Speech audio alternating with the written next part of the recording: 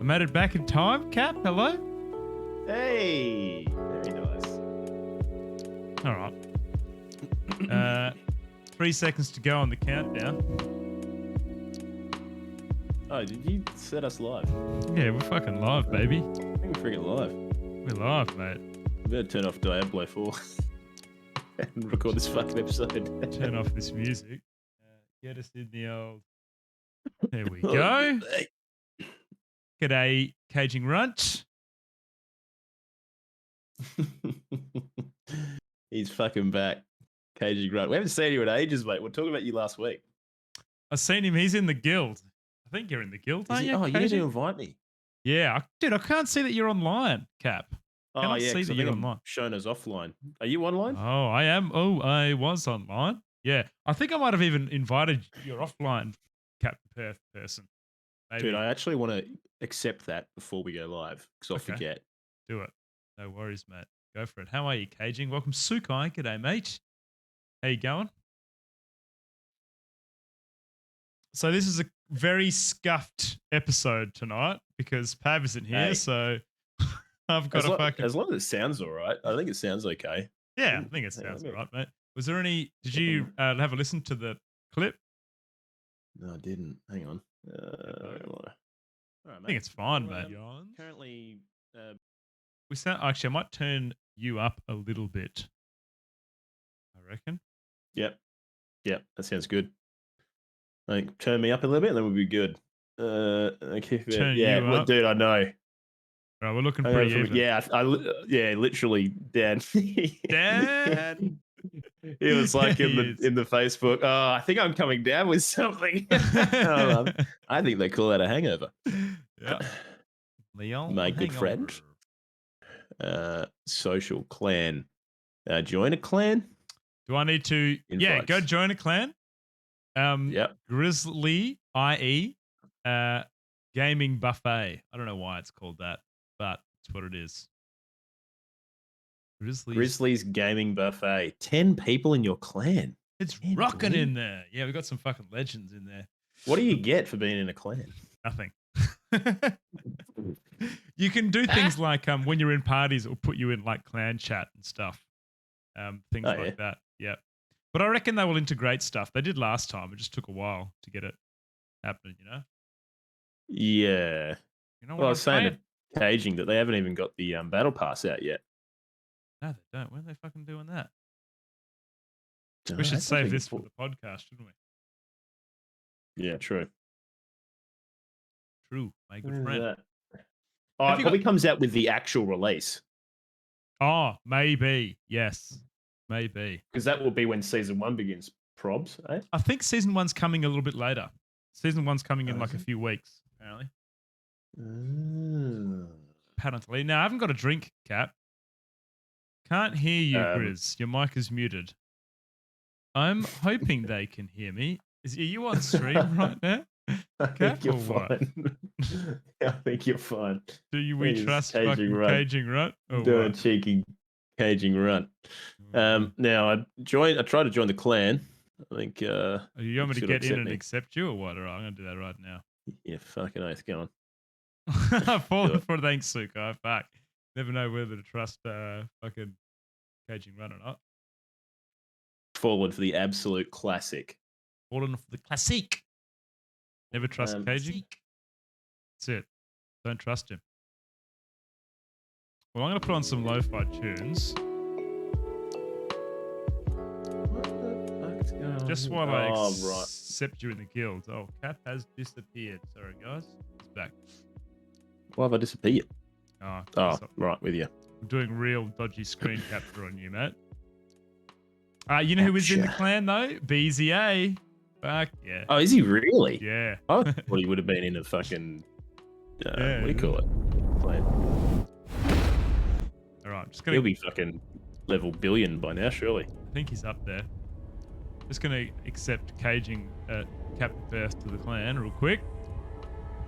Yeah, again.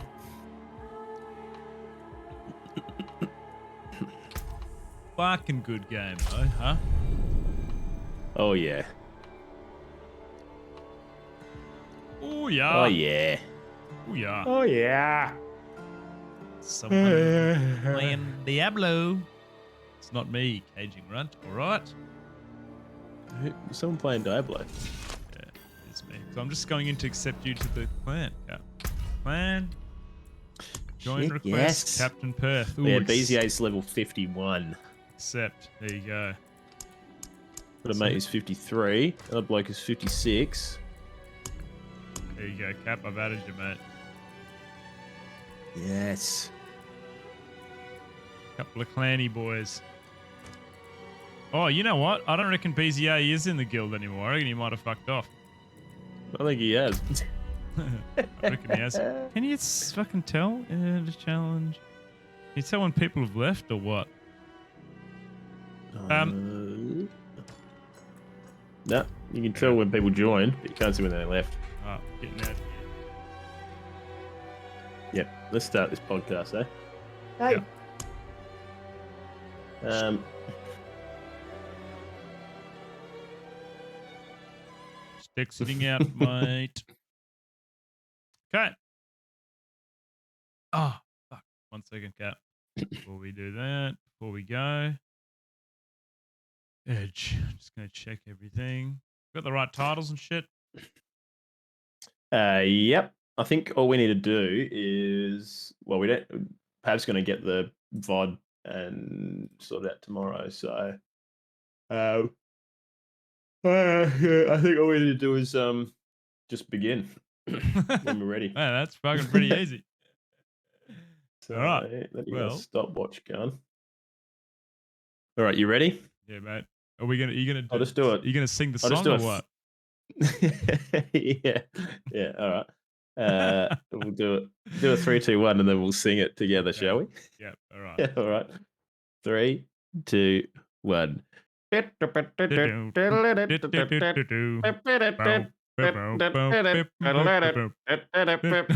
remember the rest. How does it go? That's pretty good. Yeah. G'day and welcome to Oceanic Gaming Radio. Thank you so much for freaking joining us. I hope you enjoyed our personal vocal rendition of this week's theme song. Why is there a vocal Grizz rendition, Cap? What's happened? What's happened to us? It is just you and I, my good friend. We're Pavless this week. He had a weekend so big that he simply couldn't make the podcast. Pavless face. Yeah, in the words of Pav, he'd had a big one, boys. So thought he's coming down with something. Yeah, I think they call it a hangover. He did. Pav's not feeling great, so he did celebrate his birthday yesterday, and he did a subathon on Twitch, and every certain amount of subs that he got, he baked another layer of a cake and laid them all on top of each other till it was like this big fucking leaning tower of cake. Cap looked pretty impressive. Yeah, I got there before they had even started making the actual, like they were whipping the batter up, so I missed the actual cakening. But I saw a photo on Twitter or something, and it was freaking huge. How many layers was it? It was like. Did you go to the party, Cap? Did you go? No. I was on the stream. Right. Man, I got a baby. That ain't gonna happen. That's freaking ages away. Yes. Now let me have a look at Pav Loverface. Let me check out his Twitter. It was a fair few. What's this? 1, 2, 3, 4, 5, 6, 7, 8, 9. 10. Man, he ended up with there's a lot. He ended up with like 100 subs. I think, yeah, something like that. Maybe even more. 100 subs and 20 layers later. Yeah, pretty. That's a lot. Pretty impressive. So what did he do? What for every 5 subs he did a layer of the cake, 5 subs which is pretty cool. Yeah. So okay, yeah. Well, anyway, so yeah, we haven't got a Pav this week, so you're just gonna have to listen to us. So you're not gonna get the sweet, sultry tones of Pav Loverface. So you'll have to wait for that for next week. No one cracking the whip on how long the episode could be, Caps. Could be dangerous, mate. Yeah, this might be the longest episode we've ever had. I actually reckon it might be our shortest. Yeah, I'm fucked. I don't know about you, Cap, but I am absolutely fucked right now. Like, I reckon that's you most weeks though, but you got way too much going on in your life, to be honest. I can do half what you're doing, and it would just about permanently put me out, I reckon. No, well, I did see, Cap, that you had a bad sleep last night or something, was it? Like you Ted. Yeah, no, not. We had a bit of a roughie last night. Ted's, Mm. man, do you know what? I'm fucking over it, man. Like, why do babies have all these fucking sleep regressions? Like, can't they just Yeah. fucking sleep? You know, Mm. like I feel like we get through once. So for those that don't know, babies apparently have these things called sleep regressions.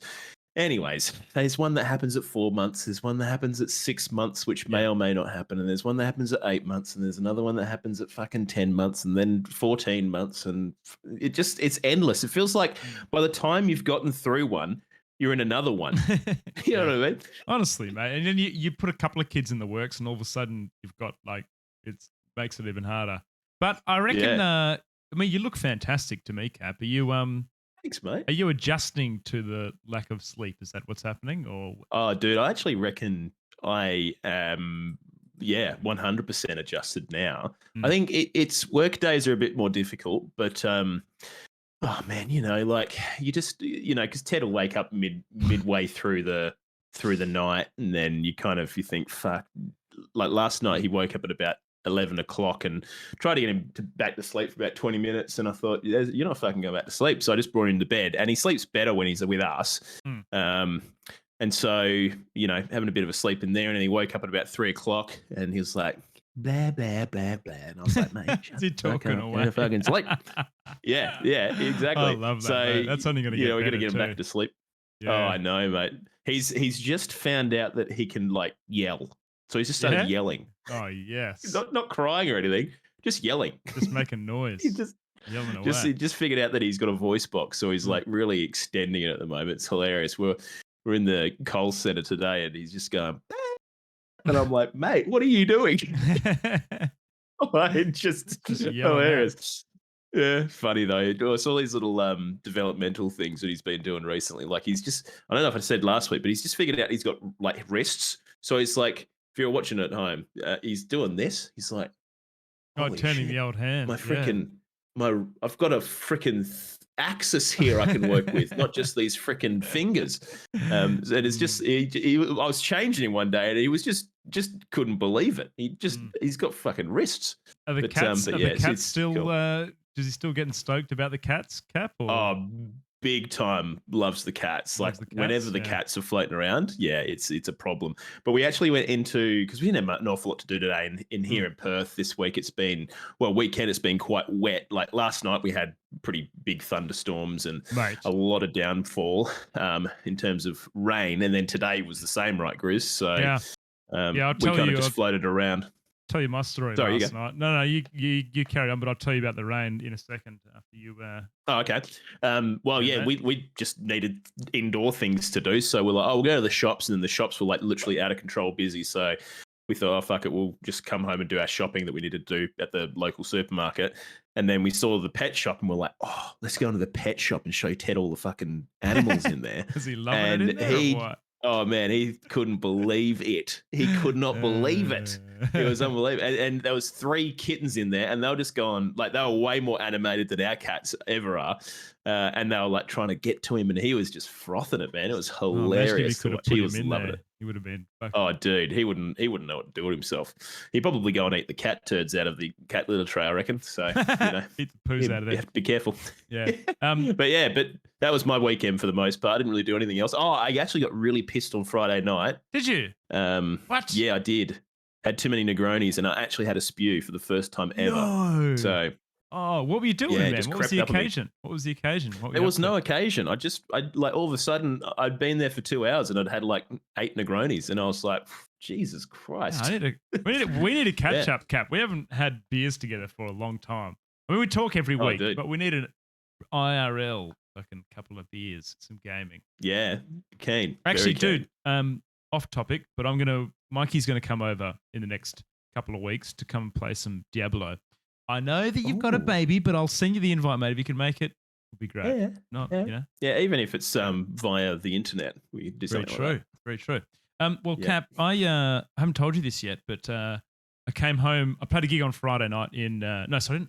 I did a 14-hour Diablo 4 stream on Friday. 14 Started in the hours. That morning. is It was big. insane. I started like on launch and finished in the night. But I logged in on Saturday morning and I had big artifacting across my monitor. And I was like, fuck, Oh no. there goes What my happened? graphics card. And I just thought it was my Oh graphics card. I no. thought it was like cooked. Took it all out, cleaned it all up, still doing it. Turns out my monitor is my main monitor that I was using is cooked. Thank God.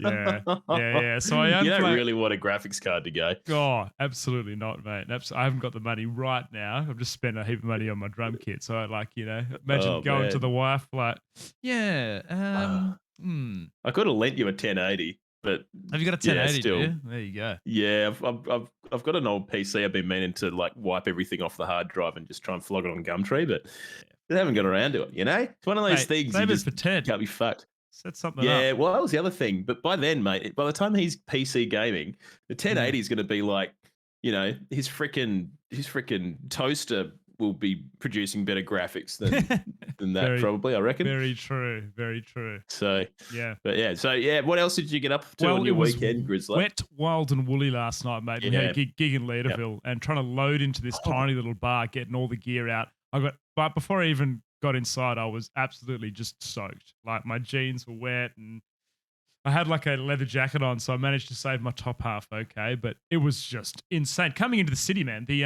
river was overflowing onto the freeways. They only had one lane open heading into the freeway, into the city oh, on dude. Friday Wait, night. what is Yeah. it? What, coming north? Coming north, yeah. It was like from Oh, south to north. shit. Yeah, it was like Well, I'll tell you what, but it was pretty significant downpour. Like I looked at my gutters and I could just see the water going over the top of them. And I just thought, fuck, great. That's exactly what I want to see. yeah.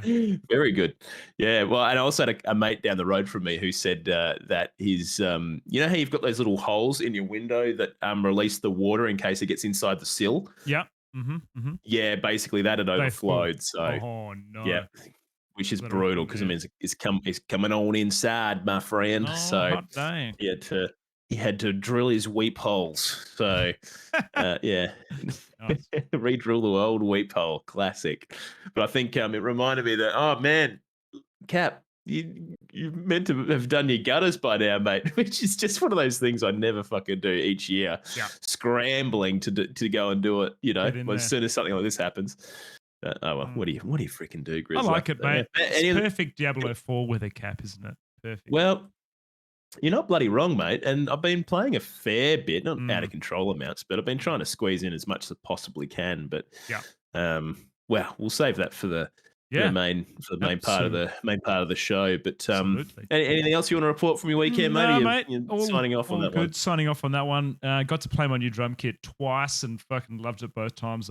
It's great. But, apart from that, mate, Oh, mate. just played a bunch of Oh, Diablo. gorgeous. And I took my Yeah. kids to the sushi train for the first time today. That was pretty cool. Oh, nice. Yeah. Oh, wicked, mate. That sounds great. Up near IKEA. Oh. Pretty So good. how did it go? What did everyone get? What was everyone's first sushi bit? Joyce and Ada both ate sushi. Lily didn't want to because she just didn't like the idea of eating seaweed, which is, fair enough. So she had like a I little don't bit of blame her. she had like a little bit of chicken karage, and we got some other little sides and stuff as well. But Did you overall, take personal offense to that though, mate? Wasn't your uni thesis on seagrass? yeah, it was. Yeah, no, look, I understand, man. As a kid, like you don't want to be eating that green shit. I didn't eat it either. But the cool thing was, have you had those Ramune drinks? I think they're called. There's Oh one- yeah, they're great. They're and like the lemonade of Japan.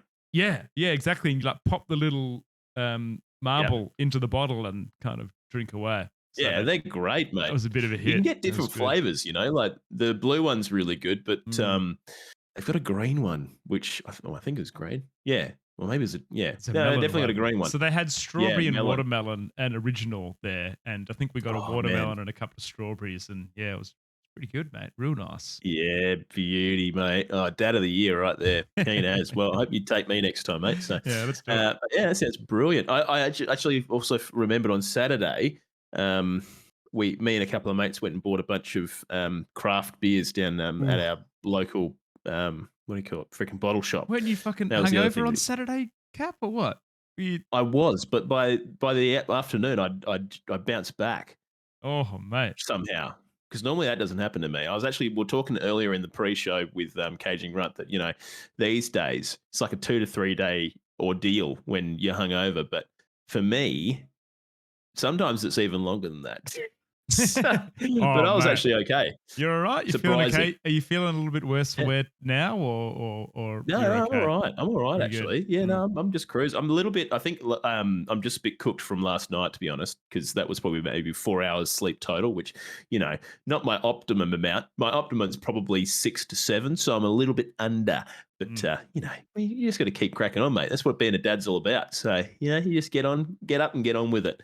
So yeah. Anyways, let's reckon dive Let's into do it. it, I reckon, mate. Grizz. What do you Yeah. reckon? Yeah, let's fucking do it. Yeah. Okay. Yeah, fucking oath. Well, yeah, like we say every week, we just want to thank everyone listening to this bad boy live. Well, live if you're watching it via twitch.tv/Oceanic Gaming Radio. You can also listen live if you're not listening live, listening post 7 p.m. AWST. Go and jump in the chat, say good day. And yeah, we record this bad boy in there, so you can go and do that. Now, otherwise, thank you for consuming this bad boy over freaking Spotify or whatever it is. That's it. Yep. Really appreciate it. Big time. And we also really appreciate our wonderful Patreons, those bloody legends that have, they got a direct wire straight into our bank account. We bloody appreciate you guys. You are as follows: Sukai, Moosey, Caging Runt, Sergeant Paul, Lee GD, J Libs, Brendan, Dan Fantastic, and I believe we got a new one. What? Do we? Strops. No. Strops is a long-time listener. Thank you very much, Strops. Yep. Appreciate that, Strops mate. is a freaking legend. So thanks, Strops. Thanks for jumping on board, mate. Bloody appreciate you. You didn't have to, but you did. That's what we like about you. But yeah, no, thank you guys. Appreciate you big time. And if you want to become a patron, you can too by going to patreon.com/OGR show. One word. And just, put your digits in the front and 3 on the back and you're freaking ready to go, baby.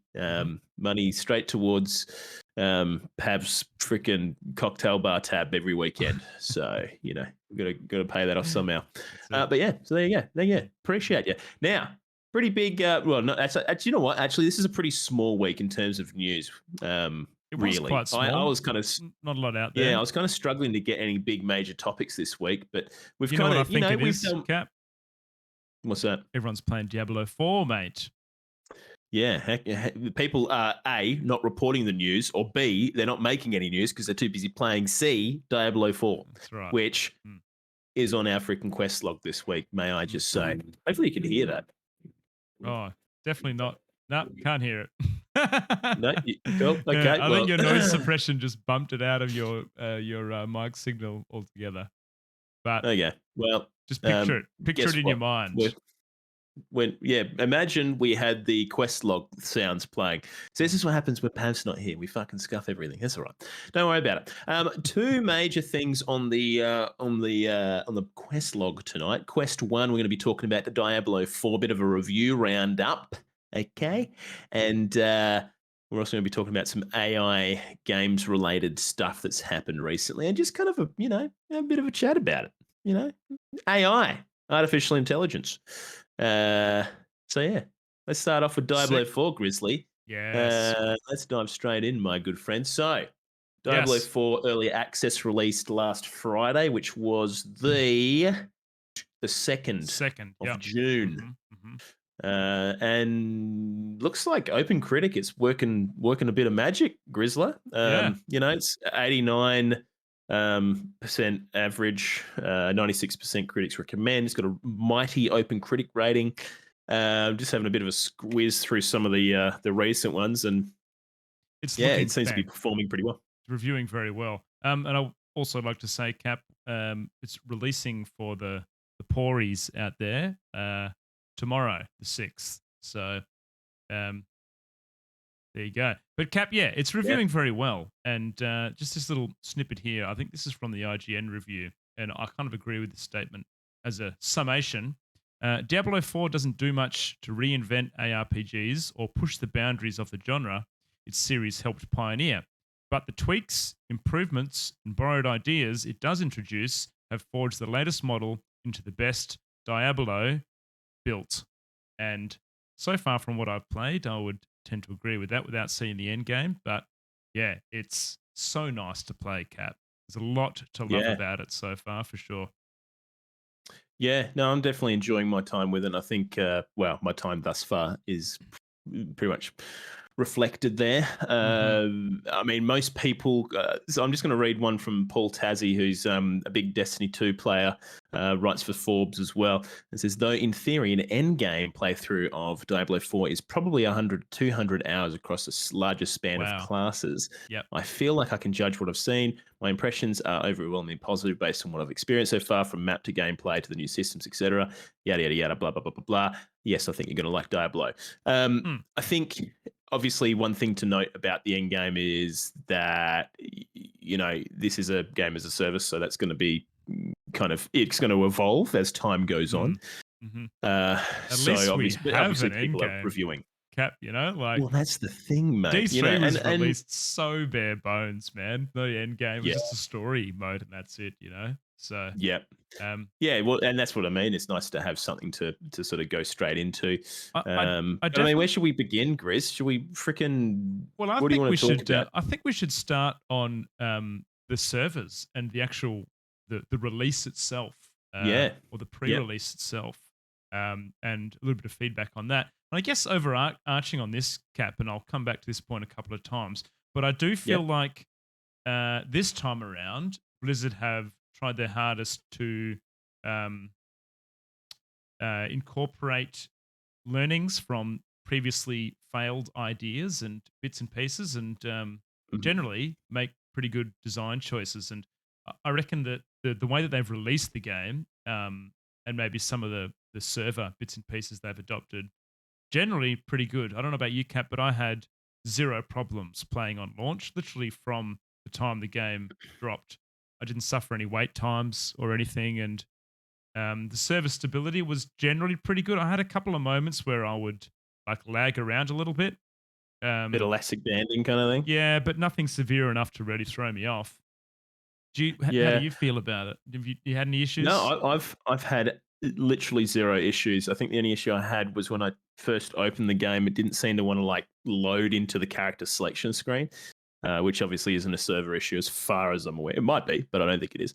Yeah, And just a simple restart fixed that. But yeah, the servers have been spot on. I think one thing that maybe I'm experiencing is I'm not seeing an awful lot of players in the game world. yeah, Um, yeah. what about you? Like when you're actually Dude, out and I about reckon exploring? because I'm in the 30s now, I'm 38 hardcore, and I reckon I'm starting to see more in my zones now than in the starting zones.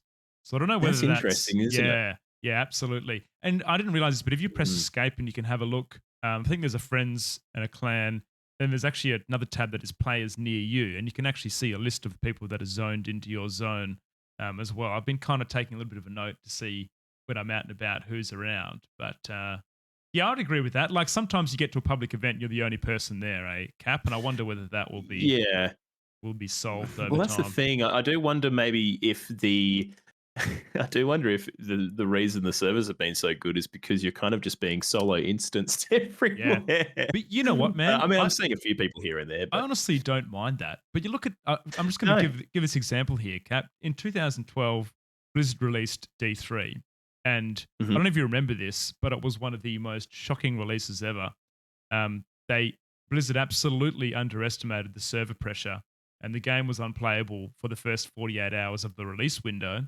So bad Yeah. that they had to turn off a bunch of the systems and bits and pieces like the auction house and some of the in-game systems as well, just to allow people to play the game. Um, the Yep. Metacritic score for D3 on launch in the first week was 3.6 because people couldn't play the game. Man, that is mental. Well, I Yeah. mean, Blizzard's always been, plagued with server issues on various launch days. Like, Mm. most of the expansions for WoW have almost always had some kind of issue to some degree. I believe Overwatch 1 wasn't all that crash hot either. But I Yeah. mean, hey, Diablo 4's they've definitely kicked a goal there. And I'm sure that whatever architecture they're using now, I mean, I don't know exactly what it is, but obviously distributed systems and making a good job of it. Hopefully, their engineers are getting a good pat on the back and maybe even a I, little I, nice bonus. Just say, I "Good job, definitely guys." definitely agree, Kat. But also, like, they've actually implemented some interesting stuff in game to mitigate losing hardcore characters to disconnects from your local internet. How's that? So they've introduced this thing called an escape scroll, which you can find. That's a reasonably rare drop. It works in two Okay. ways. You can either just use it and it will instantly teleport you back to town. So that involves you either putting it on one of your action wheels to be able to quickly use it, Yep. or if you disconnect, it will use one of your escape scrolls and teleport you back to town if it picks up that you dropped out from a disconnect. Interesting. That's Yeah. cool. I do like that. That's nice. S- That's a good little kind of quality of life thing. Because I know that there's an elixir or something called mm, like death avoidance or something, yeah. Grizz, that Yeah, the you death were getting avoidant. over and over again, Yeah. which So was a bit of a bug, but yeah. I think that's been solved. We figured out that you could just keep one in your inventory and then they wouldn't drop anymore after that. So we're running around Yeah, with yeah. a elixir of death save in the Just an inventory. FYI for anyone else playing a hardcore character, because it doesn't happen to regular characters. I don't know what you call a regular character, Yeah. um, but yeah. Well, Grizz, let's what tell me what class you're playing, and maybe Okay. I'll tell you All what right. class I'm playing, and then maybe we can talk about the combat to begin Yeah, with. absolutely. Sounds good. I'm playing the barbarian cap. I've always been akin to the barbarian play style. I quite like that. I like being able to shout at people and use your leap to jump around. The movement abilities are quite good and generally built pretty tanky. I guess it's a little bit scary sometimes in hardcore because you're a melee character and you're Oh kind of shit, yeah. you're in the face of danger. But um, similar to the way D3 was built, they are pretty tanky when you go down the right specs and stuff in your class tree. And Cap, I'll just preface this with I have ripped a hardcore character already. I ripped a hardcore character in the first, I think it was about my first 3 hours of gameplay. And that was a Dilly learning dilly. for me. And maybe I'll get to that later when I talk a bit more about hardcore. But what about you, mate? Who are you playing and what's your what kind of build are you going with this time around? So I'm playing a necromancer, and a necromancer has three major, I guess, categories. So they have darkness, blood, and they have Oh, bone. yeah, right. So I've gone, and they also technically have a fourth category, which is like summoning, but summoning's kind of weaved into everything unless you don't want it to be, and you don't have to. Um, you can actually you get like this thing called the Book of the Dead, and you can choose what you want to do with each of your different summonable units. So you get skeleton warriors, you get mages, and you get blood golems. Sick. Sorry, golems, Yeah, and then you yeah. can choose what type of, I guess, like, for each one of those, there's different types you can summon, and those different types have different um, like a properties that you can choose A or B of. So, Mm, for example, the golems, there's regular golem, blood golem, iron golem, and they have different things you can choose. But you can also go, well, I don't want that summonable class or summonable unit at all, and you can select, like, remove it, which will give you a buff for not actually having it active, which is cool. right. So, Okay. like, Yeah, yeah. you could go no summonable units and get all the buffs from that, and then focus on, say, blood or bone or something like that. Mhm. Um, but I am running darkness with summoning. So I have, like, I basically summon all my units. I have, I think, 4, 7, 8 units out at a time, and they just run around smacking shit for me. I buff them up with my different moves and stuff that I've got. And then I've got a couple of moves under my belt. One's called Army of the Dead, which is my ultimate ability, which just sends a shitload of summonable units across the map, and they just start smashing things, and or resummon all my guys if they all die for some particular reason, which can happen, depending on what kind of enemy you're fighting. Yep. Uh, and then I have a basic ability, which is like this big, like, vacuum cleaner suck move that I can do from behind the pack and Mhm. from 20 kilometers away, which is great. And I also have this, like, thing called decompose, which is just this big bolt that gets fired out, and then it just spits this big dirty kind of gross muck on the floor that slows and harms enemies, but also any enemies inside take extra damage from me and my minions. So, it's all about the minions for me, mate. And I just sit at the back doing fuck all and letting them do all the How work. does It's the great. Cap? How does the build go with bosses so far? Any issues with Quite damage? good. The Pretty only good. the only issue I have is so the class uses corpses Yeah. to Oh yeah. for as a resource. Yeah. So if I'm fighting a boss, sometimes it's going to be hard to come across corpses to kind of get the wagon of my Yeah. guys put back together. So I actually had I'll someone probably message me, Trombone Donald, saying he played a necromancer and got to, I think it's like one of the Act 1 bosses. No spoilers in here, you're all good. But the fight was so prolonged and there were no corpses on the ground. And that's where he ripped his first hardcore necro because he wasn't able to resummon his stuff and get them out. And that fight was a big test for me too. We went into that way too early. Kirti and I were playing together and it was like, holy shit, like having to, and that is one thing, Cap, the boss design so far is like, it's just so nice to, D3 was a little bit, you didn't have a movement ability, as in like a dodge roll kind of thing outside of your core abilities. And that has added like a really nice mechanic to the game. Being able to dodge attacks and bits and pieces, I think is pretty cool. Absolutely. Yeah, I think the dodge is nice. I definitely have found it's because at first I was like, God, I wish I had more more charges of this dodge because I just finding myself in shitty positions all the time. But then I became a bit more positioning minded.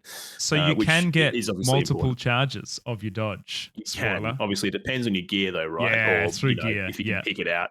Yeah. I assume maybe Paragon board or maybe some classes you can unlock it in your talent tree or something. But for the most part, you generally only have one unless you've spec'd into or have gear that will provide it to you. But I did find a piece of gear that gave me two, and that was great. But I mean, I think I kind of like the push to be positioning minded anyway, because some of the moves like.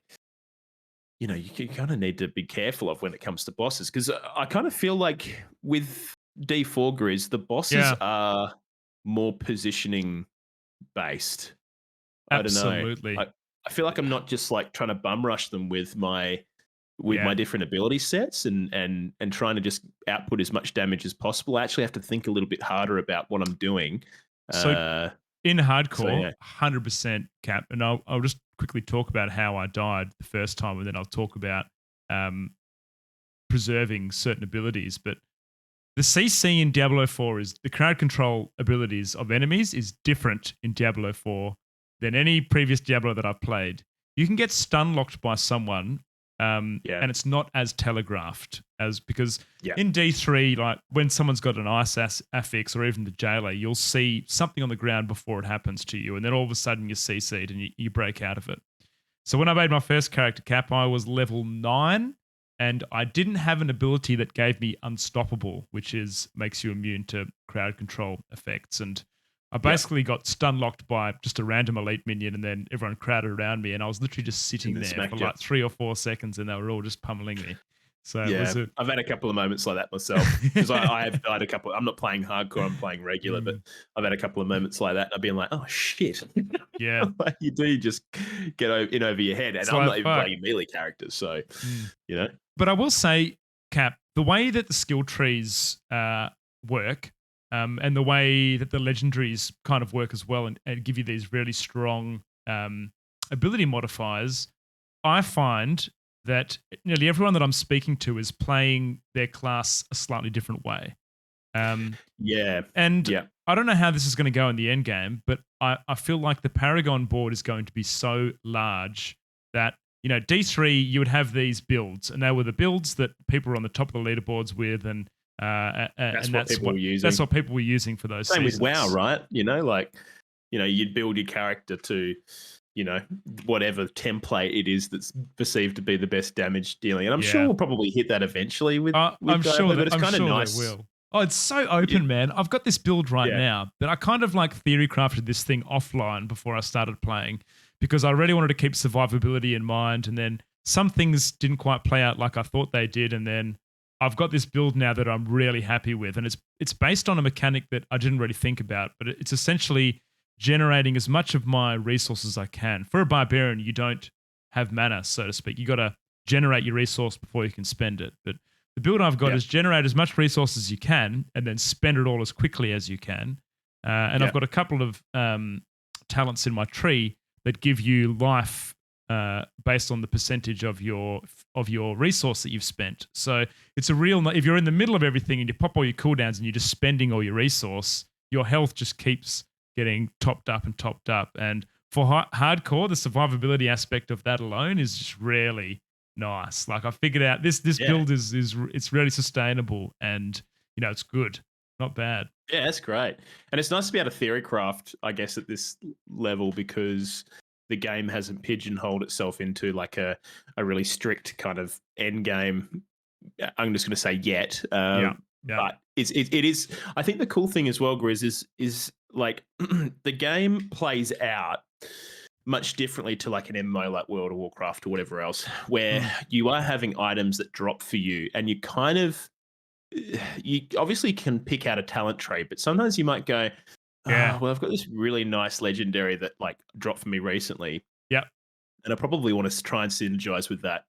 And the talent tree system is pretty low cost to respec. Yeah. It's just kind of a pain in the ass because if you do try and respec, you got to respec from the bottom node all the way up, which can take a little bit of time, but at least it's not super expensive. So it doesn't penalize you for going, oh, okay, well, I've got these new things that I want to try out or I want to try a different build out. So I think that's what I like about it is I 100% agree. Let's try this out. And I have done that. I swapped my spender over because I found a legendary that when I used it, it would spit out a dust devil, which was like a cyclone that would kind of move around the back of the enemies and just gave a bit of bump to my AoE. So yeah, I reckon that's excellent, kind of how it does that.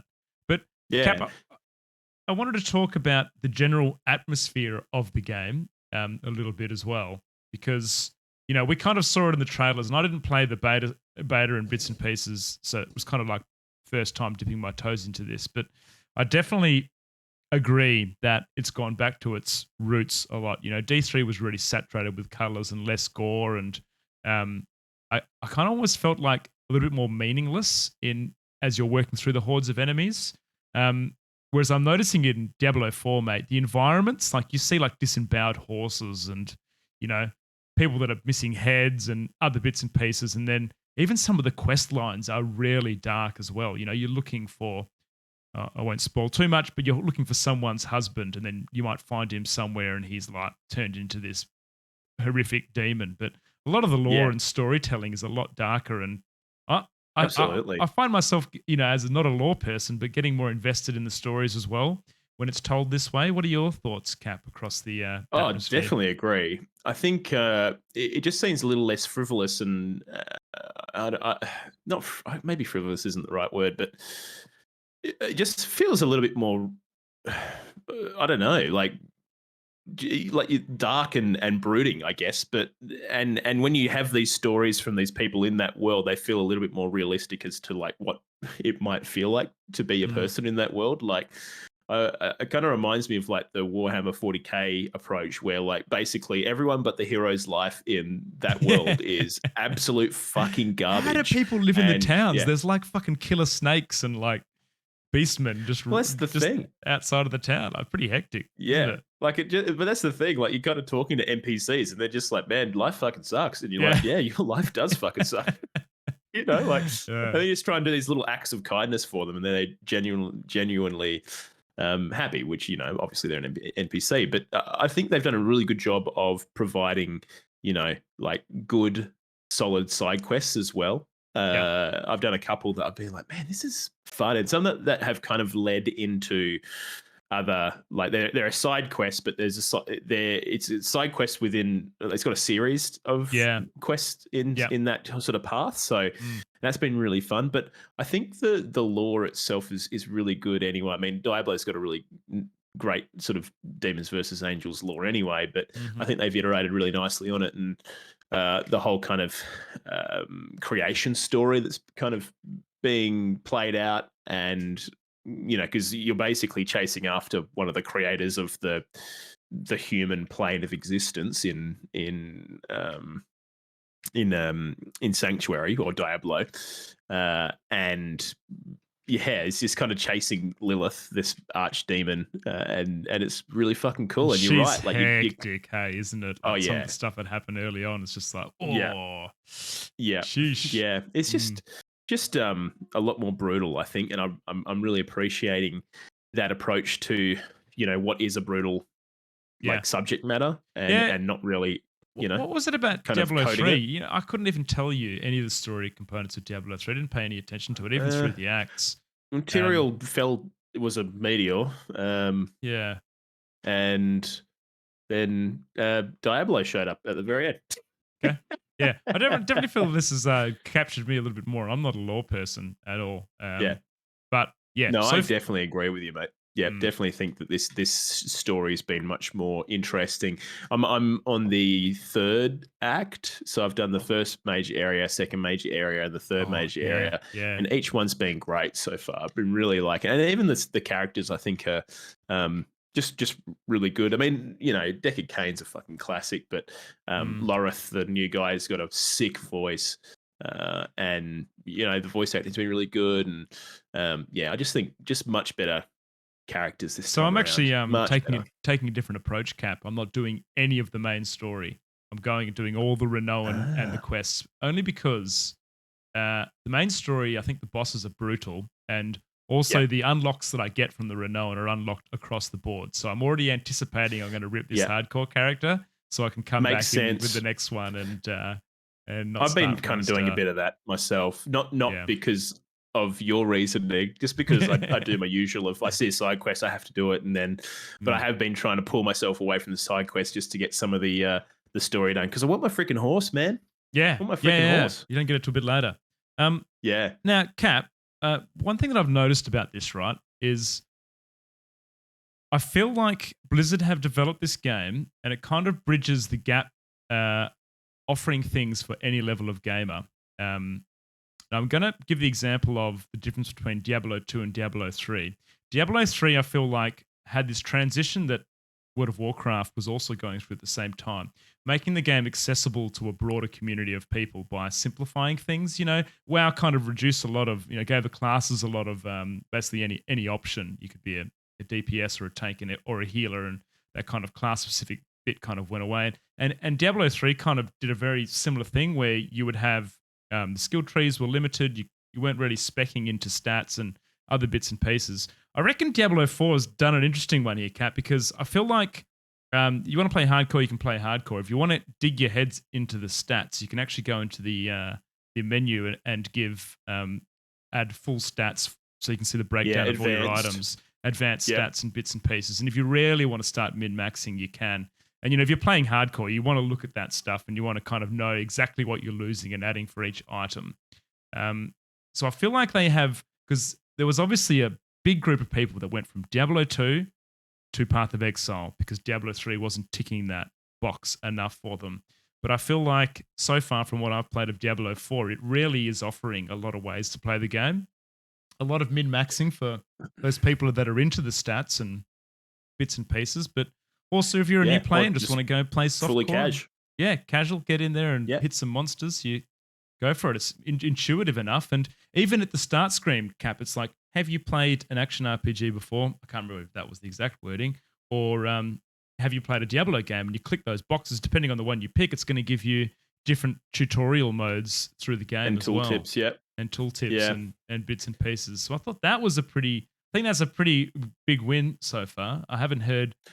anyone unhappy with the accessibility stuff on the game so far, but any No, I've definitely been quite happy with just the onboarding of new players. I mean, I'm not a new player or anything, but I do like to uh, kind of buy into like the sort of noob tutorials just because Mm, sometimes there's important information in there that I wouldn't think about otherwise. But I think you're totally right, and I would assume it's only going to get better as the seasons kind of go on. Grizz, like we'll have more and more kind of you know uh, add-ons and mm, DLCs and shit that will kind yeah. of improve and expand the game. And I mean, Path of Exile.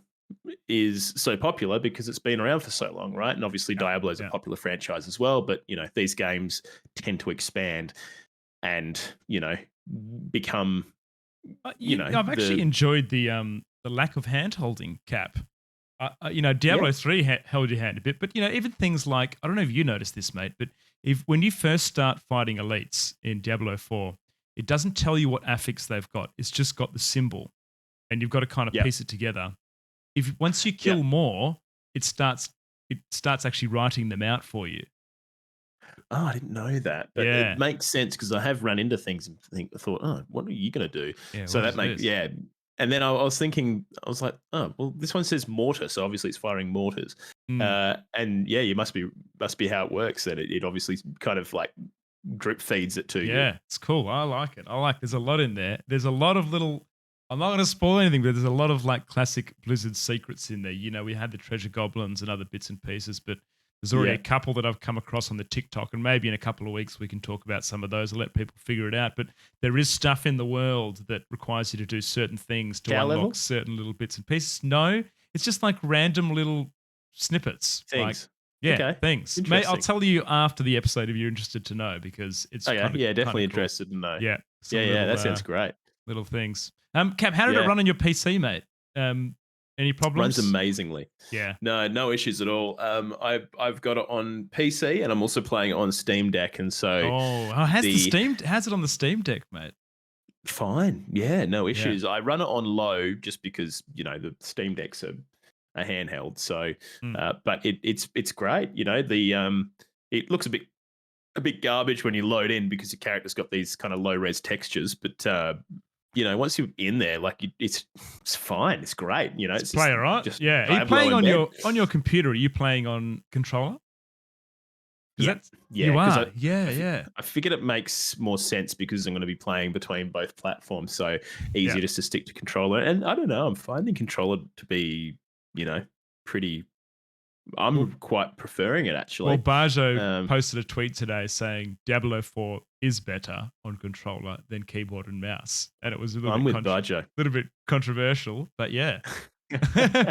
Look, I think there are moments where I kind of like my ability to target certain things is a little bit limited, and maybe that might bite Mm, me on the ass in the ass on when we hit end game. But for the most part, like I've definitely been preferring it. It's very fluid and the controls feel really good.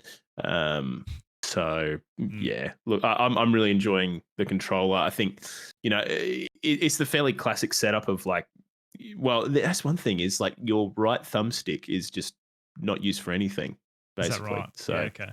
yeah, Mm, so mm. there's that, but otherwise it's a fairly classic setup. You just got to think about how you're going to put together your binds, because generally the A button is your like interact button, Yeah. and if you want to make your basic skill anything other than A, sometimes you might have a skill on your A button that fires and uses resources when you're trying to interact Right. with things. Yeah. So it's Yeah. little things like that Oh, that kind of it, annoyed me. it kind of. I feel like you have those issues. Well, not that exact issue, but it's kind of like the walking versus attacking thing in when you're Yeah, on keyboard and mouse. Because you've got something bound to that, yeah, and you're yeah. trying to You're walk using the past stop something. start Yeah. thing. Yeah. Yeah, It's just annoying. yeah. But Cap, yeah, so I streamed this on Friday, 14 hours, and I was running the game on 144 frames, and there wasn't a frame rate up, but it felt really stable. And my PC is not new. It's I'm running a 2080 Super and everything else, so I was really impressed. I think it's just optimized really well, and it's quite large, Absolutely. detailed environments as well. Yeah. From what we've seen from some recent releases in the video game world at the moment, yeah, pretty nice release, I thought. And Oh, big and time. Yeah. props to multiplayer. So it was really easy to play with Curdy. Like, he just joins my team and then goes through my town portal, and we're running around, and you can literally see everything that your multiplayer person is doing. So, like, if he had a legendary uh, weapon that created a whatever it was, you would see that on your screen as well. So I just think that those kind of details were cool, because I found like a pair of gloves that when I leaped somewhere would create an earthquake, and security would see that, Oh, yeah. and vice versa. Yeah. I just thought so far. I think the multiplayer integration and the optimization of the game are pretty impressive, pretty Absolutely. pretty good. Yeah, I don't think I've had any kind of issues outside of that one bug I spoke about earlier with Mm. the login. A slight texture issue here and there, but other than that, it's ran really fluidly and no issues when there's lots of things on the screen, even on the Steam Deck, which I'm running at fairly low anyway. I probably could pump it up a little bit, but I haven't. How many frames do you reckon you Yeah. rock on the Steam Deck, Cap? What do Oh, you get? easily solid 40. I don't Is think it? I've had any Yeah. dips under there. Yeah, Okay. no, Yeah. no Nice. issues. So, Very which is good. perfect. So for me, so I'm very happy with that. But yeah, it just looks really good. And I think if we talk about the graphics just in general, like Yeah. Yep. Let's do the that. the actual, I guess like particle effects and spell effects and stuff just look mint. Like a lot of the stuff I'm seeing other characters do on screen just looks wicked. Like you Yeah. come across a rogue doing some cool darkness shit, and then you see Yeah. a barbarian come in smacking things around. And Mhm. when I do run into characters in the open world, and You feel then my very stuff just looks impactful, great. don't you? You feel very Oh, impactful. I don't know what absolutely. it is, but yeah. Yeah, it's very Yeah, satisfying for sure. I just think they've done And a really good job with that. you feel someone else when they're clamping as well. Like when Curdy plays, he's got a couple of abilities that are just like deal massive damage, and it's just like whoa, like it's get a lot of Yeah. those little moments which And you are can see it. pretty You cool. You can can see it. the Yeah, visual cues are really well done for that because like when you press your ultimate button, you're like, all right, here we yeah, freaking go, and there's freaking like yeah, shit going on everywhere. yeah. Yeah, I I'm just think looking they've done forward a to really good playing job. with you, Cap. It's going to be good, mate. Get in some party. Maybe we'll start some new characters. Now, Yeah, let's talk about that, Cap, because there is. So we know you actually linked something in the run sheet that was talking about. Pretty much, I think they've got season 1 ready to go. Now, I don't think it's dropping tomorrow. I think it's a few weeks away from what I originally was kind of reading. But if you don't know how the seasons kind of work, I believe it's going to be similar to the D3, where you have leaderboards for specific classes, party and solo. There'll be season-specific items and cosmetics that you can kind of get, and then for future seasons, maybe new content and bits and pieces. Um, yeah. they also talk about DLCs as well, so that's something they're looking at as well. And I assume that I've noticed that the Crusader isn't on the list of characters, and I wonder whether they're going to be bringing the Crusader in or any other particular ones. But sounds like they've got a suite of content to come, Cap, which would be Coming in nice. hot. Hopefully they get. I really loved playing the Witch Doctor Oh, the in Witch Diablo Doctor, 3. that's one. Yeah, yeah. Yeah, I wonder Yeah, whether so they'll I bring hope the that Witch they Doctor in. surely they bring the Witch Doctor back online. So it'll be interesting to see what they do drop first. I reckon a lot of people have been asking for the Crusader, so I think we'll probably see that next. And I Yeah. think the Crusader fits in pretty well with the lore at the moment anyway, mostly Yeah. because we're kind of coming across a lot of like Templar people and Hmm. churchy kind of characters, etc. So I think that will probably make more sense than a witch doctor that just rocks up on your doorstep. But yeah, it'll be interesting to see, like, because I guess, and let's have a bit more of a chat about this Yeah. end game stuff, Grizz. So the whole idea is that you kind of finish the campaign and then you've got these 2 capstone dungeons, I believe. Is that correct? Now I ran over this in one of the previous episodes. I wonder if I can find it, mate.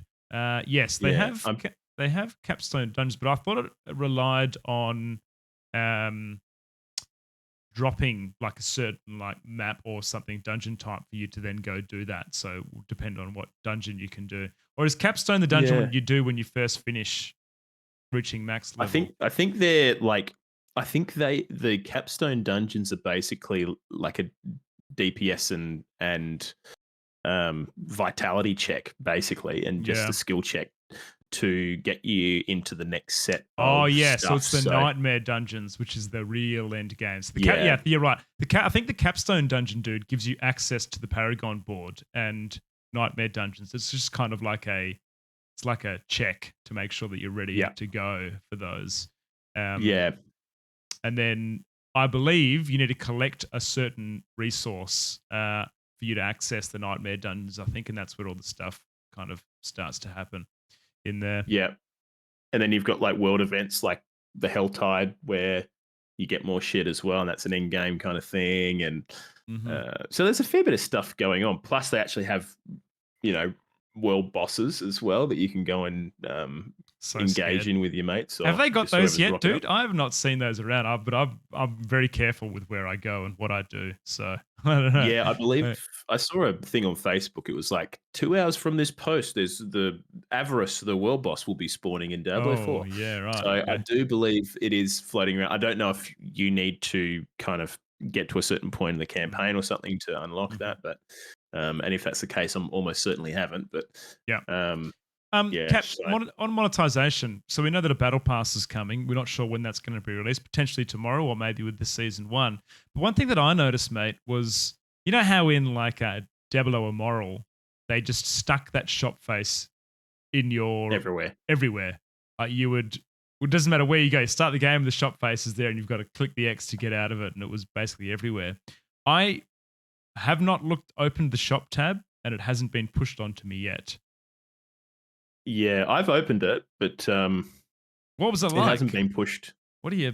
What's in It's there? you kind of get greeted by this like tarot card reading person Oh, that says hello, like I'm gonna sell really? you some shit, and Yeah. Right. and yeah, but man, I'm pretty sure one of the armor sets is like $25.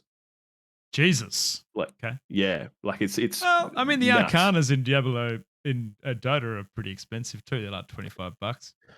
Yeah, but I mean, they're nice armor sets. Don't get me wrong, but I don't know. Like are they worth $25? I don't know. I don't think I'd be paying $25 for the ones I've seen. But Yeah. and Caging once pointed out in the message chat is like in the Twitch chat is that it does have like a little unread icon on the shop if there's Mhm. things in there that you haven't hovered over. So which it's annoying, but it's not the worst implementation of Yeah. like Mm. pay for my shop stuff that I've seen in video games in recent times. So yeah, for now it's not egregious, and I think No. they are Well, being fairly diplomatic about it.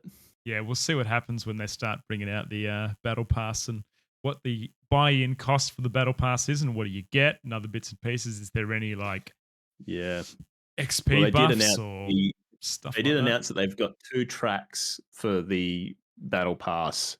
Mm. I think is it free? There's a free. I think there might be a There free must tier, be and a then there's free a one, premium tier. surely. Yeah. I think, yep. But then they've also got the accelerated tier, which is like the premium plus, which is just like, for fuck's sakes, thank you, What but it's I got don't a even know really what I yeah, got sure. with my purchase, Cap. I have no fucking idea what I got. I know that I got the early access. That's all I cared about. But beyond Yeah, that, I don't I know what have I got either. no idea, mate. I think we've gotten horses Do we get because obviously horses? we Okay. bought in early because we're Yeah, right. playing before the release date. But I think we got a couple of horses and maybe something else. I can't quite remember, but it was all just I just wanted to play. That's all I wanted. Yeah. So I haven't even I was unlocked like, my yeah. horse yet, mate. Jesus. Well, I think we're close. I think actually you might not be close, but I'm close. Okay. You have to So let me know when you unlock your horse. Yeah. yeah, I will. But yeah, so one thing I was going to talk to you about, Chris, Yeah. Hit is me. have you ever logged out of the game Yeah. whilst you're in the middle of a quest line or in the middle of a dungeon? Yes. It's fucking Yeah, annoying. Takes you back to the it's start seriously of the fucking annoying. quest. Yeah. It is so fucking annoying They need to because fix that.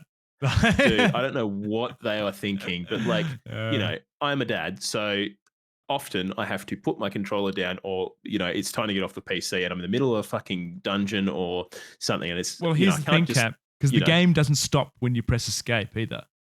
yes, It I know, keeps which is, I going. don't mind that. I don't mind that so much. I just want to know that there's going to be some kind of checkpointing happening when I'm in the Yeah. middle of a quest line or, you know, like instance the dungeon for me. Like, so I don't have to go and fucking, like, because some of those dungeons take Yeah, ages they're to do. long. Yeah, they They're are not quite short long. little pieces of content. They can take like easy 20 minutes. Easy, easy, easy. So, all of a sudden having to go back and backtrack all that stuff, which, for other people might be fine, but like I don't have a shitload of time to play this game. So when I go Mm. and commit some time to a side quest and I've got to go and do this dungeon and I get halfway through it and I get pulled out of it because I've got to go and sort out bub or whatever else. And I may as well just turn my PC off because I can't continue right now for X amount of time. It's annoying. It's really annoying. Yeah. So Oh, look, I I hope agree. they can fix that. I wonder I that really hope they can fix that. there's another bug that I want to talk about that I didn't think I had, but it turns out I do have it, and I'm curious to know whether you do. But when you first launch the game is in full screen. Um, Now, if you alt tab and your game crashes, which apparently it happens a lot, uh, you can no longer enter full screen. The only options you've got is windowed borderless or windowed mode, Oh, yeah. Okay. which is That's really interesting. you need to have crashed in the full screen mode for this to happen. But then what happens now is that when I'm fucking playing and I'm clicking stuff and I click off my screen, like because I'm in windowed borderless mode, it doesn't lock my cursor to my main monitor, and I've got 3 monitors, so I'm constantly Yeah. sliding across the monitors, which is very when you're playing hardcore and you're trying to click something, it's a little bit dangerous sometimes. Cap. Yeah. Oh, dude, absolutely. Yeah, because I noticed it yesterday because I was like, oh, I can only choose windowed borderless or windowed. And I was like, that's Mm. weird. Where's full screen? And I just didn't have the option. So obviously that's what I did. But um, yeah, I just thought it was interesting. So Actually, dude, it's, there's another advantage of playing on controller because you're never going to click off the screen, are you? well, exactly right, my friend. So yeah, that's a Oi, good point. Yeah, big brain plays right there, ladies and gentlemen. dang. So Mm. yeah, you want to subvert the bug? Just let it. Honestly, it runs great on controller. Um, Yeah. I can see, Well, most people play these games point and Mikey click, said but to me, look, he was listening to you talk about how D3 was better on console than it was on PC, and he's going to start, I think, on controller as well. So yeah, yeah. yeah. I don't know. It just feels nice to Well, you me, and see, I'm not really doing an awful lot of in-game speaking to people via text chat or anything. So I'm not missing out on much. his reasoning was that he's played a lot of Hades, so he's really used to that dodge mechanic Yeah, and kind of yeah. using abilities and stuff on a controller. So yeah, Yeah, well, that potentially. makes sense.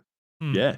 Yeah, I think that'll work brilliantly for a lot of players. But actually, this is an interesting thing, Grizz. Do you like? I know it sounds really dumb, but like, Hmm. do you recommend this game to new players? Oh, yeah, this kind of goes back to what I was getting at with the way that Blizzard have built this game. Absolutely, I think going in as a softcore player, probably on the tutorial mode, so it kind of explains to you a little bit about the skill tree and bits and pieces. I think that yeah, absolutely, way more accessible than Diablo 2 was when you had stats and other things Yeah. that you've got to put your points into.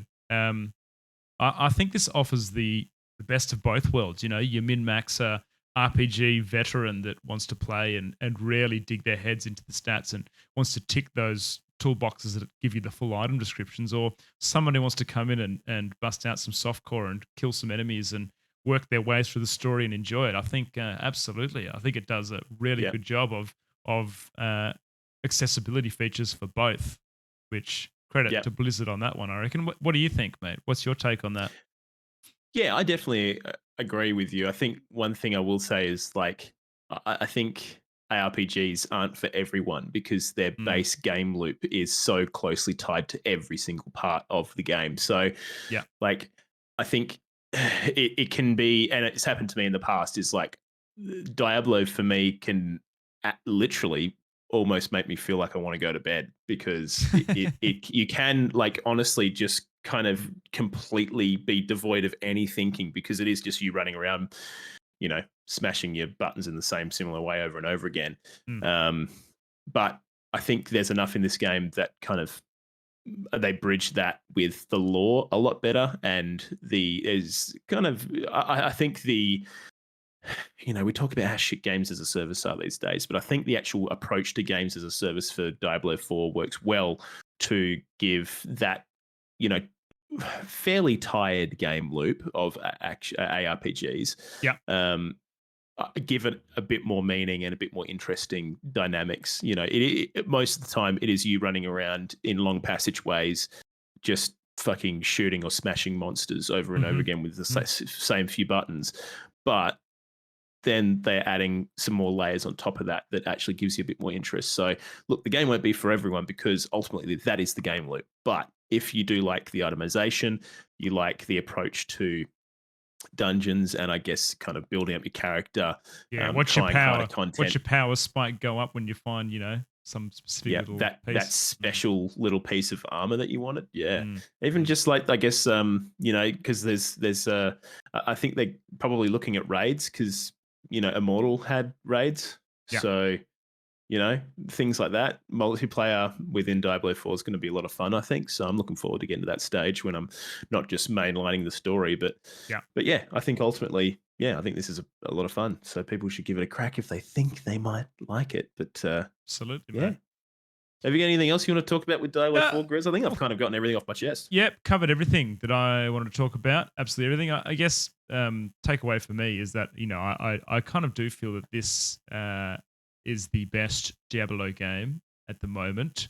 I think it's going to have some legs on it from what we can see from the end game. Yeah, Um, yeah, so agreed. I'm looking forward to sinking some time into it and seeing where it goes and playing with friends. And if you would like to join a clan with Cap and I, we do have a clan. All you need to do is search Grizzlies Gaming Buffet. There is 10 of us in there. I don't know what the clan features are going to do. For now, it's very bare bones. You got a clan chat and you can show your achievements and probably show when people die, hardcore characters as well. So Yeah, yeah, you can see where Grizz rips, but that's it. Grizzlies is spelled Grizzlaes, That's I it. believe. Yep, it is. Gaming Correct, mate. Buffet. Mhm. Yeah, Mhm. so there you freaking go. But yeah, Diablo 4, freaking, hell of a good time, Grizz. Yep, hell of a good time, mate. Enjoying Oh, it so hell of a far. good time. Hmm. Absolutely. Now, Grizz, Yes. artificial intelligence. Now, You got any of that, mate? did you want to do the poll before we go into the Oh, AI, fuck. mate? We don't have to. Yeah, Do you we reckon? probably should. No, we'll talk about that. Just quick. Yeah, All right. so look, we run a poll every freaking week. Every week. Saturday, generally. Sometimes it's a Friday. Normally the weekend. Sometimes we forget, but we've been pretty consistent recently. Anyways, so last week on twitter.com/OGR show, we asked you guys, which Diablo 4 class are you starting with Mm-hmm. in Diablo 4? And then, so we had the following options. We had Druid, comment below, Sorcerer, Barbarian, Rogue, and Necromancer. Yeah. And, well, let's just say Druid was about the same amount as Rogue, just for your percentages, Grizz. Yep. Yep. So, So then we want had to go through everything? Druid and Rogue down the bottom, and then we had Sorcerer and Barbarian equal second cap. So a couple of those people out there. Then the Necromancer up the top. I feel like that is Yep. the flavor flav, isn't it? Everyone's loving the Necro. I think most characters in game I've seen have been Necromancer. Yeah. I think just the idea of not having to play the game yourself is pretty alluring for some That's it. people, Just running around. including myself. Let your Yeah, your things. let the artificial intelligence do all the job. Mm-hmm. So yeah, but yeah. Anyways, if you want to vote next week's poll, all you got to do is go and follow us on twitter.com/OGR show. We generally post it on the weekends, as I said before, and you just got to click a button once we drop a poll on there. Don't know what it's going to be on. It all depends on what happens next week, gaming news wise. So keep an Ooh eye la out, la. Yep. and keep an eye out on the Discord as well. If you don't know what the Discord is, go and check out our link tree. If Pav was here, I'm sure he'd be smashing a button or some shit. But yeah, anyways, Yep. there you go. All right, Grizz, Yeah. artificial intelligence. So Ooh. last week, I believe it was it last week? Yeah, it was last week, last Friday, this June story came 2nd. out. And I thought it was Yeah. quite interesting. So Duke Nukem 1 and 2 Yeah. remaster has been announced, I guess. I don't know when it was announced. That little detail has escaped me. But basically, Yeah. Duke Nukem's a very beloved game, yada, yada, yada. It's being redistributed and remastered by Blaze Entertainment, who I've never freaking heard of. I'm just going to quickly right click and Google their name because that Yeah, I'm is looking at it a now. developer I've literally never heard of before. So, yeah, it's not really coming up with much, if anything. So they're a diversified media company focused on creating high quality franchise level entertainment for global audiences. That just sounds like fucking ChatGPT wrote that. But anyways, so it came out on Friday that they'd asked they commissioned a artwork for Duke Nukem, uh, the remaster that they're doing, and the artwork that was produced via this commission Yeah. was actually completely AI generated, Man, which is mental. I'm not surprised, Kat, because the AI generated art is pretty fucking good. And I wonder how much of the art that you're buying from Fiverr and stuff when you know, get an artist to do some work for you is AI generated. Like I would not be surprised if people are making a couple of bucks from just typing some words into a AI generation tool and sending you through the art. But yeah, uh, Well, yeah, so it's. how do I they think know this. it's AI generated, Cap? How do they know that that's the case? So someone on Twitter basically found the base image that the AI would have used to retrofit it for Duke Nukem, Oh, yeah, right. and kind of showed the one to one kind of thing. But yeah, I mean it's very obviously copied, Hmm. but it's just hilarious because I think obviously we're going to be saying this more and more often, and even like that whole thing about Fiverr, like how much of that kind of stuff is going to be um, AI generated. Even thinking about people doing Twitch these days and Oh, all their profiles and banners. I mean, all that shit probably will be yeah, AI generated at some point. absolutely, mate. Absolutely. You know, Yeah. Yeah. so there's a lot of stuff there that, like, I don't know, just not so much alarm bells. I mean, obviously, you know, it's not nice to see people kind of making a profit from artificially generated art, especially Mhm. when there's copyright involved. But I just found this particularly interesting because I think just the idea of AI in gaming is interesting, Grizz. And Yeah. uh, Look, one particular thing that popped up for me, actually, what were you going to say quickly? well, I've seen some TikToks recently about people experimenting with AI discussions, like between Yeah, NPCs, right? So yeah, you would put a voice line in, and then depending on how you would respond, the AI would generate that NPC's response, and it basically gives you a always changing, almost like a roguelite for fucking roguelike for dialogue and bits and pieces, which is I think that if that can be done correctly, could you imagine a Skyrim game that all of the dialogue was set around some AI stuff, and then your conversations with someone truly could be dynamic to you in that respect. So that's yeah. kind of where I could see it potentially going. But yeah, I think what are your thoughts, mate? the potential for that's definitely there, but it depends on the execution, right? Because Hmm. so David Guida, I believe is how you pronounce their name. Yeah. David Guida is a writer for BioWare, and David wrote some stuff about just how underappreciated narrative writing is, well, specifically at BioWare.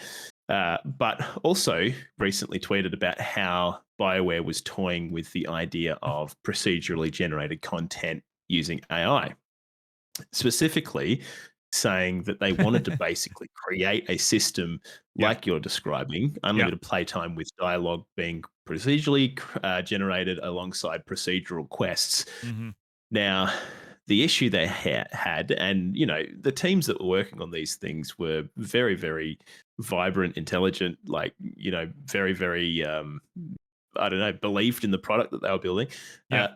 But ultimately, what was generated from these systems were just kind of boring, Well, just I fucking honestly boring. don't think it's there yet, Cap. I don't think the No, technology is quite there to do this yet. Now, I don't know if you've seen this, man, but there's a Twitch webpage where it's Seinfeld AI generated. yeah, So it's got very terribly drawn, like kind of like cartoonish animated people, but then all the dialogues between the characters, Jerry and everyone else in the apartment, is all AI generated, and it's all just get just like weirder and weirder. yeah, just weirder and weirder. And it's Yeah, just, yeah, you can just tell, we've come a long way yeah, with AI, Chat GPT, and what it can and can't do in the recent bit. But yeah, that does not surprise me, mate, that it's not there. But yeah. I, I, I, I I th- think in the immediate moment, I think these things work well in bite-sized yeah, sort of pieces. when it comes to building big things, that's where it struggles, because David Guida was going on to say, like, the storylines that these things produced were shaped like a storyline, but they weren't Yeah. quite a storyline. Like the Yeah. quests they were created were shaped like a quest, but they weren't quite a quest. Yeah. There's Yeah. still human intervention required and Probably quite monitoring hollow. and Mm, yeah, exactly. Yeah, just mm. hollow. Like it's just not quite there because it doesn't have that human kind of element to it. And so I think AI at the moment is definitely a tool that can be used. Maybe we'll see it, you know, being much more heavily leaned upon in the future. I think there's going to be some interesting indie development stuff coming out in the next couple of years.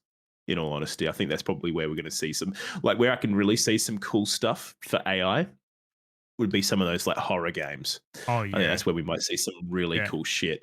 And probably like a little indie developer probably produces something that's like really quite compelling, and Absolutely. just well generated AI wise. So I think if you can set yeah. set the bounds of the AI in a way, I mean, like I can just see if done correctly, and once the technology's there, Cap, that it could create some really interesting roguelites where you Oh might yeah. pop into a room somewhere and there's a AI generated NPC that's in there, and you create this dialogue and you somehow maybe convince them to follow you or do something. And I can just see that aspect if built right, like would just be amazing. But Yeah. just on AI, Cap, like you know, it really is everywhere now. My wife was Oh talking yeah. to me today about uh, getting like an AI bot assistant that Yep. monitors one of her inboxes that basically is like an intelligent bot that will reply with prompts, people requesting certain things about houses, and can give like, on the spot evaluations and other bits and pieces as well. It's just come such a long way with AI and, text recognition and everything else that, yeah, you wonder if people are going to be losing jobs. I mean, we're already seeing artwork stuff, like, junior Yeah. 3D devs are using fucking AI generated artwork. What's next, mate? I don't know. Oh, It's absolutely. I think you're definitely going to find that there's going to be some jobs that will just be superseded by an AI that costs nothing to run for the most part, or mm, and doesn't cost a salary per year. That's just the natural kind of way of the world, I think, moving forward. But I guess there'll probably be other jobs with monitoring those AIs, that's because exactly that's right. the Yeah. reality of it, is that they need to be monitored because Yeah. they're for human implementations, and so Yeah. make sure they're meeting their what they're supposed to do, and Mm, troubleshooting when they don't do it. So mhm. maybe it'll just be the opportunity for people to reskill. I know that's probably not a little bit redundant, but reductive. Sorry, but yeah. So yeah. Anyways, we'll see what happens with the old AI, but yeah, so there you go. I just thought it was an interesting one, Grizz.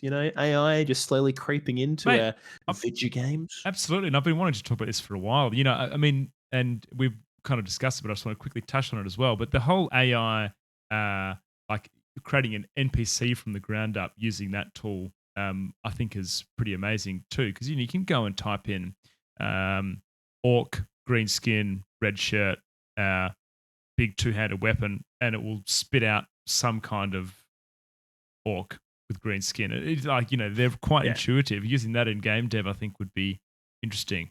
Set the Oh, bounds right. absolutely. I mean, So, like, not everyone can, even if you're using it to kind of just flesh out certain elements, because when it comes to game development, not everyone's an artist, not everyone's a narrative writer, not everyone's whatever. mm, Even if it can point you in the direction of some narrative elements, and maybe you kind of just sort of fix them up, whatever else. It kind of gets you to somewhere that maybe is a bit more professional. where does the Maybe not the creative whole rights direction. come into that, Cap? Because essentially you are using someone else's work, right, to generate artwork and bits and pieces. Like that's a Well, bit of an artwork's definitely a big one. I mean, yeah. you wouldn't probably want to use your assets that are being generated from, an AI art generator in anything that's commercial. Mm. I mean, I wouldn't recommend it, but in terms of text that's generated, like for the most part, that stuff's generally kind of free for use. Like Yeah. Chat GPT, I believe everything that's kind of spat out of there is fine. know, Mhm. Google's quite happily said that, you know, anything that's been rewritten via things like ChatGPT won't be indexed, you know, like negatively indexed on their search engines, etc. So I don't know. I think it's going to be fair game until we get some actual real solid legislation across the Yep. across the Mhm. globe. Which, I mean, I think things are moving so quickly in AI that we just haven't been able to keep up with just keeping Ac like ac things well governed Actually, Shadow's because it's brought just up happening. a real good subject there, which is the AI Photoshop tool. Have you seen snippets of that, Cap, on your I socials? have, Yeah. yeah, which So is tho interesting. those people that don't know, you can grab a picture, right? It was just a headshot of you and you don't have the rest of your body showing, and then you can use Photoshop to kind of marcate the area that you would like it to build the rest of the photo in using AI, Yeah, and it will just like generate a body and some backgrounds that looks pretty damn good, like in terms of the job that Photoshop would do. yeah, Uh, so yeah, yeah. I mean, it's interesting that. impressive what you can get out of it. Mm, But yeah, I think you'll start seeing. I mean, everyone's scrambling to integrate AI into their apps. Like it's hilarious.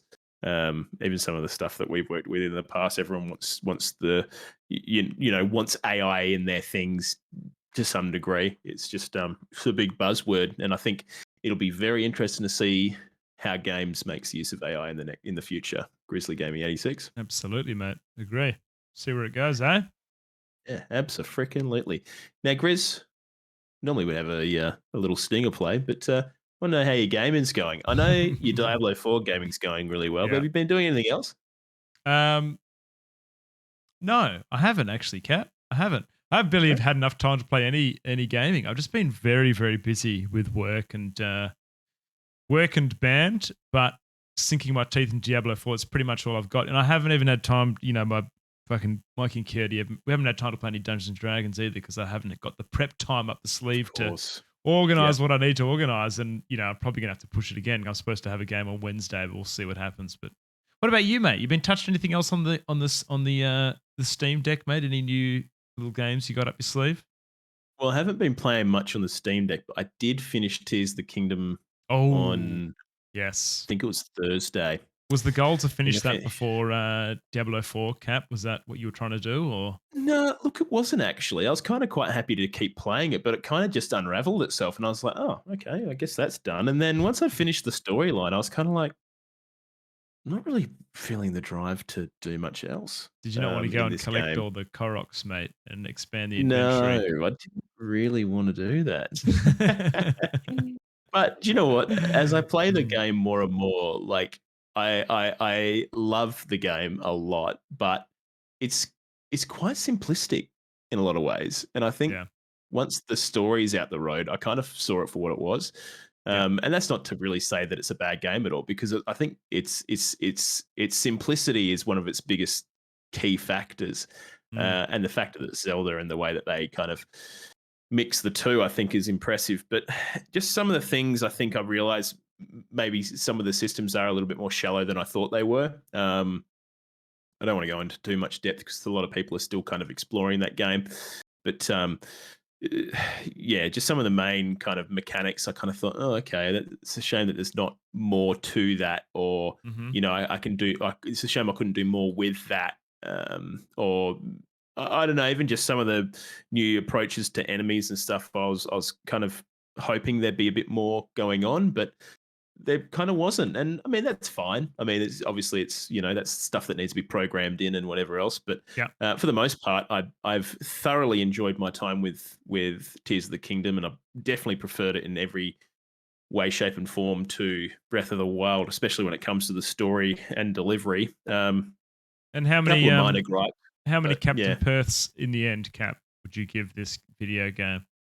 I'd definitely give it a solid 4.5 out of 5. Okay, I yeah, think, yeah, it's a lot. yeah. It's a really good game. Now, in the last week, when I asked you if you could have one Elden Ring or Tears of the Kingdom, you said probably Tears of the Kingdom because Elden Ring was a bit bang your head against the wall sometimes. Do you still retain that choice? If you had one of those games now to Mm. potentially go and replay, which one would you keep? I'd probably go and replay Elden Ring, actually. Yeah. Yeah. Yeah, I'm gonna revoke my thing and go back to Elden Ring, Grizz. There you go. I'm back Interesting, in. mate. Well, that's the Yeah, beauty of Tears of the Kingdom's gaming, you know? brilliant. Yeah. It is brilliant, but there's a part of me that feels like I wish there was more. But I mean, I also think the problem there, Grizz, is it's catering for a wider audience. Yeah. So, Mm. um, like, there's kids playing this game. Mhm. So the Mhm. puzzles aren't going to be freaking, um, Talos Principle level shit. So Yeah. I don't know. It's just one of those things. But I have thoroughly enjoyed my time with it, and I got everything I wanted out of it. And I think I might keep going back to it here and there, just doing because they layer the game into the main quest line quests. They call them side adventures, which are kind of big, I guess, quest lines that have maybe a bit more thought and story involved.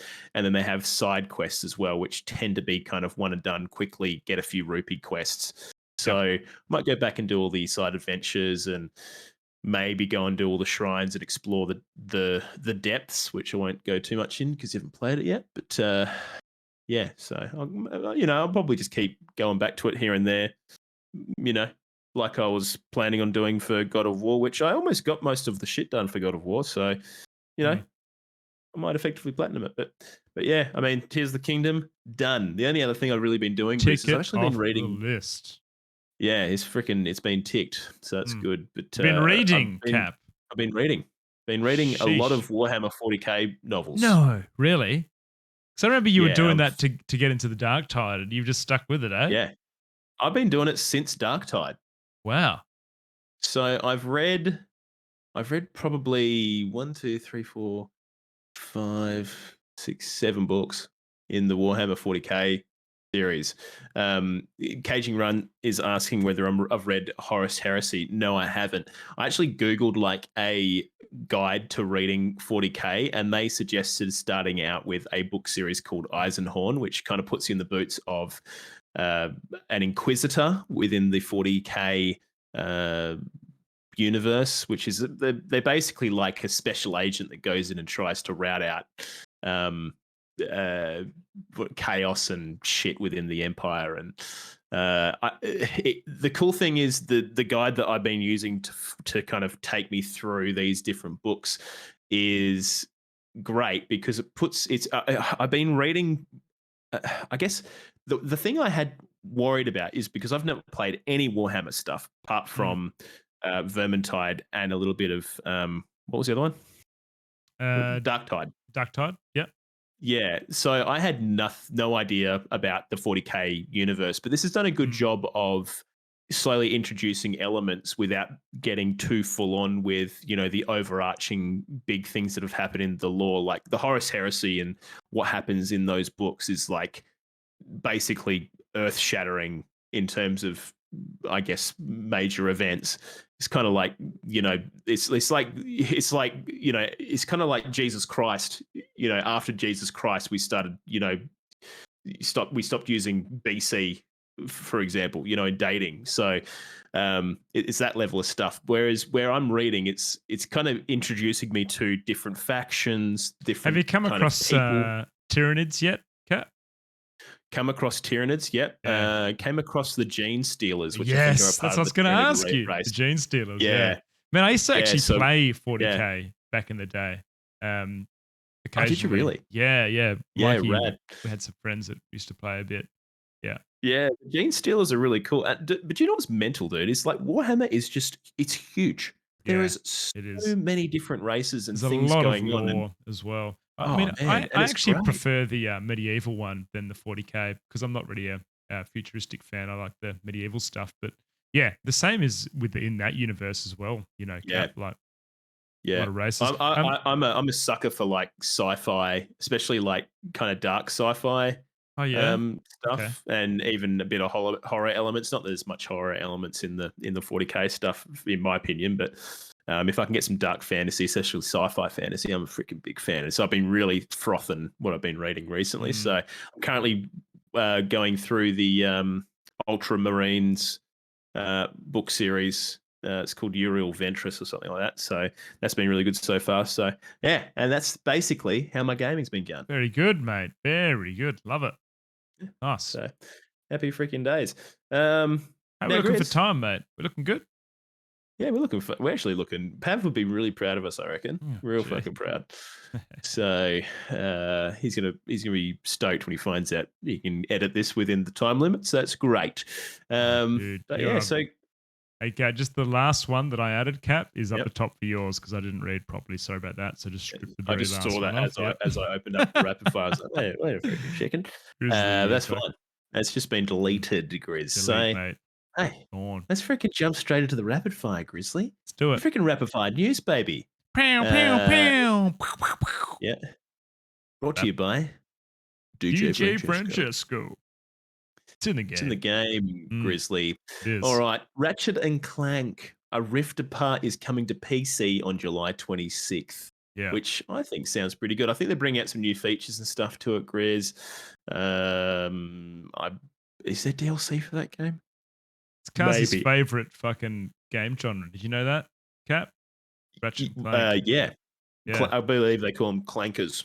Clankers. So, yep, it looks really good. I've been meaning to play that game for ages because it got a pretty good like review. I've got I it on believe. PS5. I just haven't finished it yet. Yeah, I played the first half Yeah. hour. No, man, I played the first 3 hours. Thank you very much. It was a good game. Yeah, great game. But actually, Jim kind of noticed something I wanted to talk about. Grizz, do you reckon this is going to be released in a similar state to The Last of Us on Yes. PC? I think it's Yeah. not going to be great, mate. To be honest. Yeah, I think well, I hope Well, hang I on. hope it's How was the top-notch, God I of think, War? guys. How was God of War coming across? Was The that God okay? of War was pretty good from memory. I don't think there was any issues with it. Well, maybe it'll be And okay if then. they were, they didn't make mainline news. I mean, there wasn't, Kratos wasn't fucking dripping with water in every fucking key freaking animation he was in. So, yeah. Anyways, but there you go, Grizz. Freaking Ratchet and Clank is coming for you.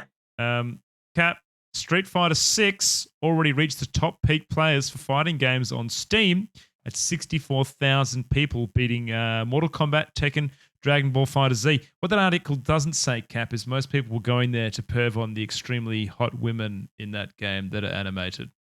And hot men, I believe, as and well. And hot dude. men, that's right. Should left off the men. Yeah. Yeah. Well, I'm just saying, there's a lot of good-looking people in that Street Fighter series, mate. There is, yeah. You're right. I don't. To be honest, I couldn't tell you a single word. I was just thinking, I was trying to think of a name just before then, but I was Guile, like, I don't know. Guile. Anyone. There's Guile. E Honda. I tell you what, man. Fucking people love Zangief. He's like.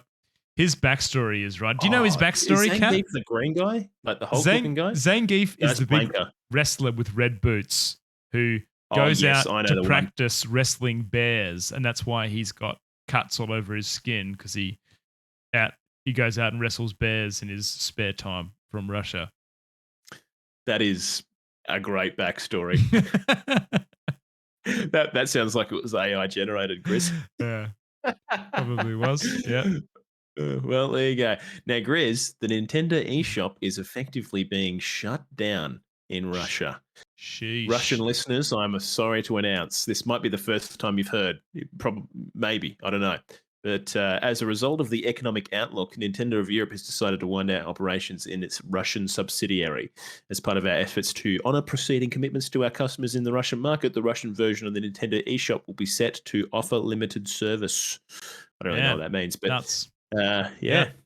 See you later. So what happens if they got existing games on the Nintendo consoles? Do they disappear, or can just not buy future shit? What's the go? I think that might be what is meant by what that was. What I said. Just how did I word it? I literally read it off the thing because I didn't know what it meant.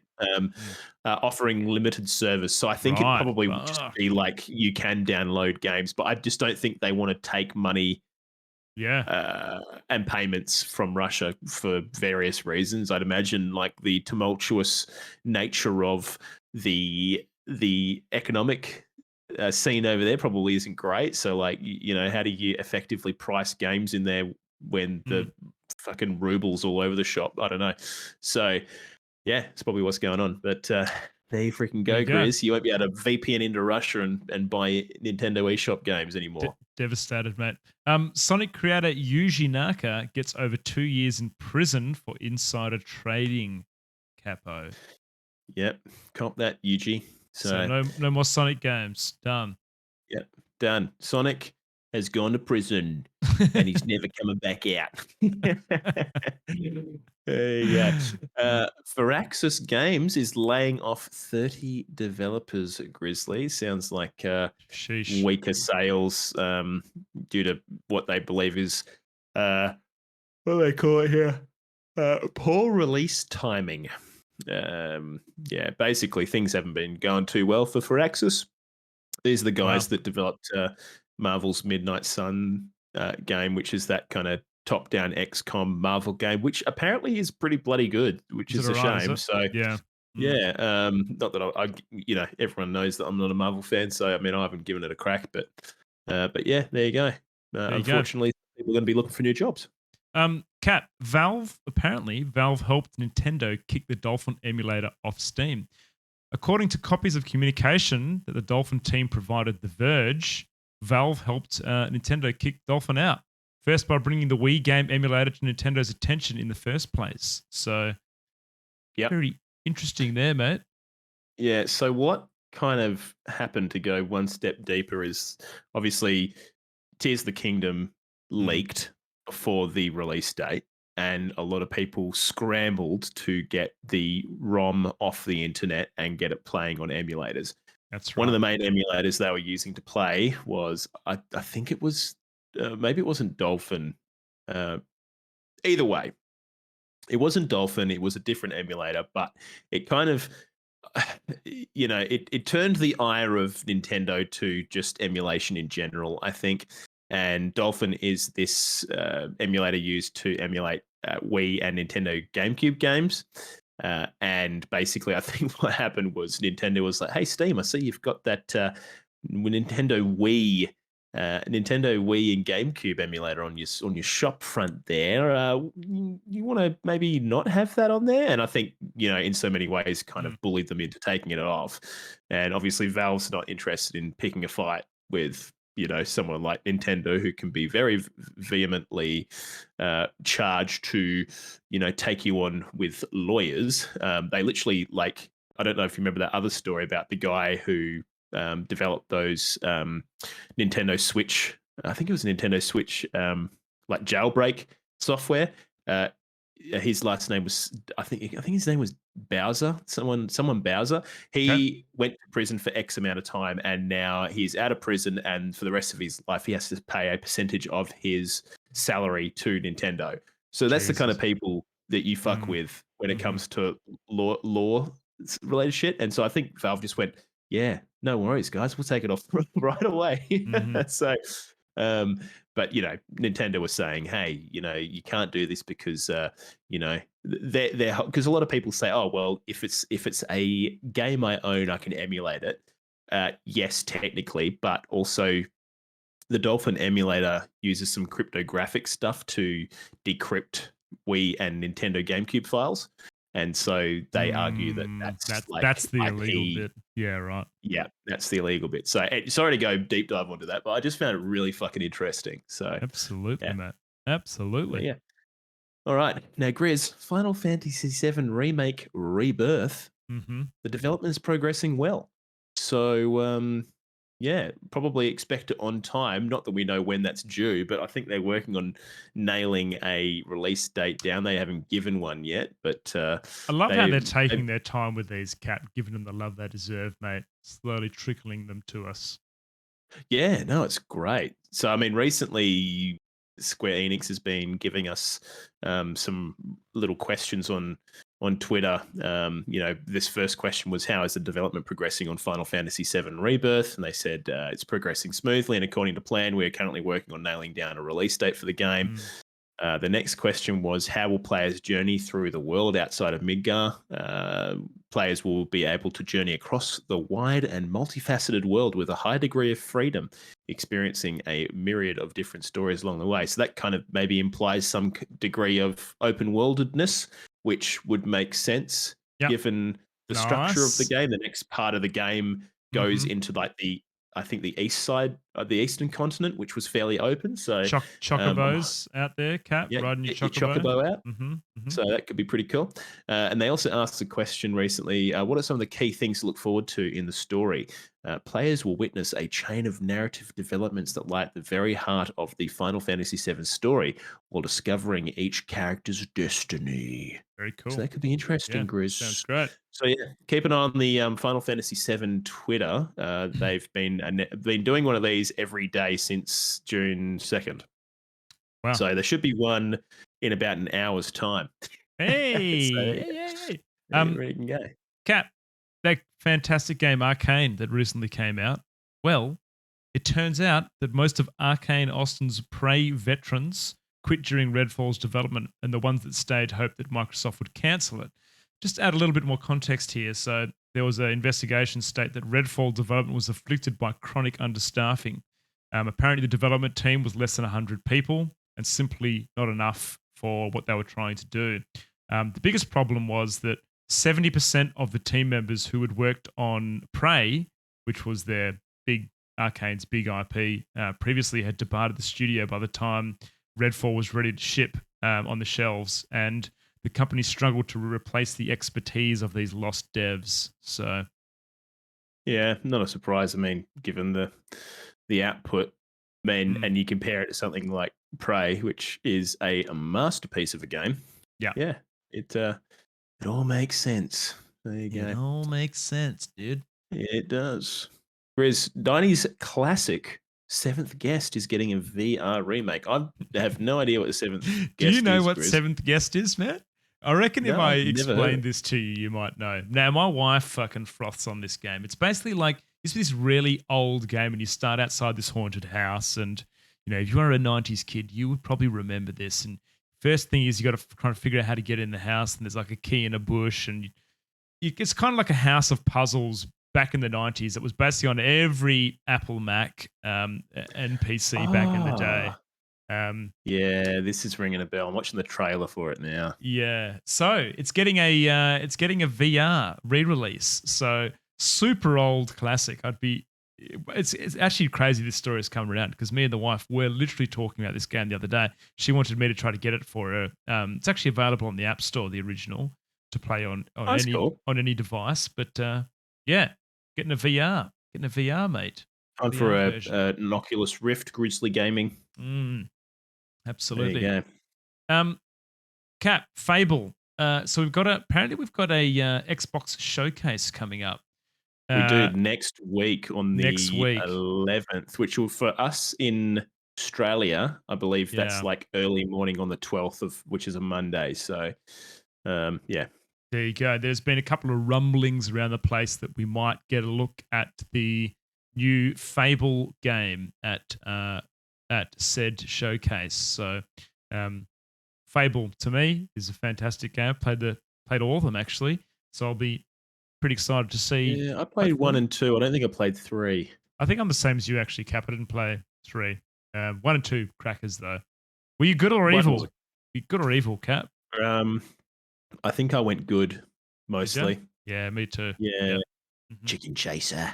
Yeah, it was a classic Mhm. game. Absolute Yeah. classic. Well, I mean, just thinking about, Xbox at the moment, Grizz, like Mm. Fable would probably be the only real thing that I think is like, I guess, worthy of them being, I don't know, like a, what do you call it, an exclusive A title, direct. really. Okay. Yeah. Right. Yeah. Like, I True. think they're going to Mm. really need a Fable to really kind of pump up their exclusive offerings. So I'd be interested to see if they do kind of, Mm. Mhm. I don't know, release a bit of information about that game. But obviously, this particular direct, we're getting a lot of information on Starfall. And Yep. I do believe it was announced recently that there will be no CG trailers. So Starfield or presumably, Starfall?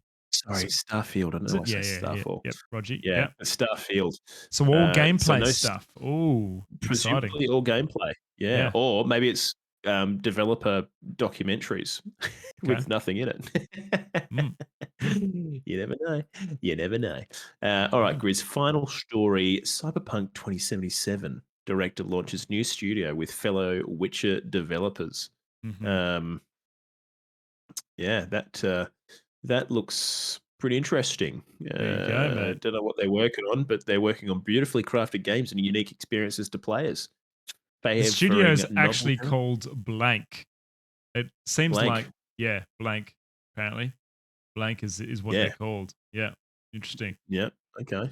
Very interesting. Well, currently their games offerings is pretty blank too. So fucking Maybe that's why so they're blank. Yeah, you have to wait a little bit. So yeah.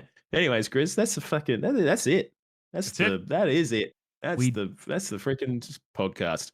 we did it, mate. Um been a ripper. Pav, thinking of you, buddy. But yeah, look, I'm going to wrap this bad boy up, Grizz, because I need to go to bed. I'm cooked. So thank you for listening. If you would like to listen to this podcast, well, you can just go to Spotify or your favorite podcasting platform, search up Oceanic Gaming Radio, drop a review. That would be great.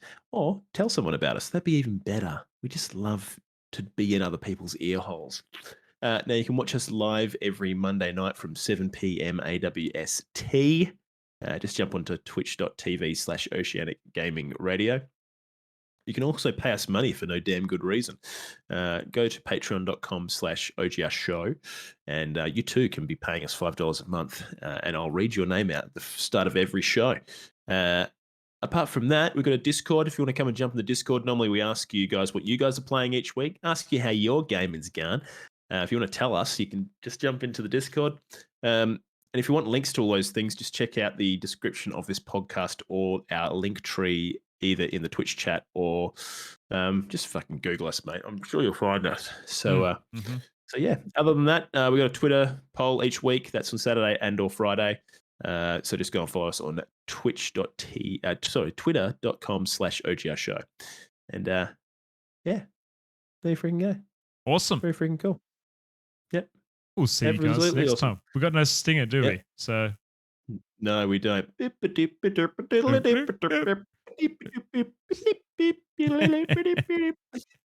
See you next week. Bye. Sick. Nice. Okay, done. What we got? What time was that? G'day, legends. You know what? Pav can figure that out. I can't be fucked. Caging, Kazi. Good luck, Pav. Howdy, anyone else in chat? How you going? Hey, Dano's streaming, dude. So I think we maybe send the crew over to him, eh? Yeah, do it. What do you reckon? Keen. Do it. Press it. All right, guys. Yeah, press the button. I'm gonna go pull the lever. Play a bit of Diablo before bed. Fuck yeah. Yeah. Very freaking nice. Very freaking nice. Like it a lot. But yeah, go and say good day to Dano and drop him a cheeky follow. See you, I Kazi. can't fucking see him on here. Love your work, mate. Can you not? Oh yeah, there he is. Yeah, he's playing Street Fighter. What the fuck? See you, He's playing Fortnite. He's playing Fortnite. Double. What the fuck? Oh, yeah. All right. Peace out, weird. you guys. All right. See ya. Bye. Bye.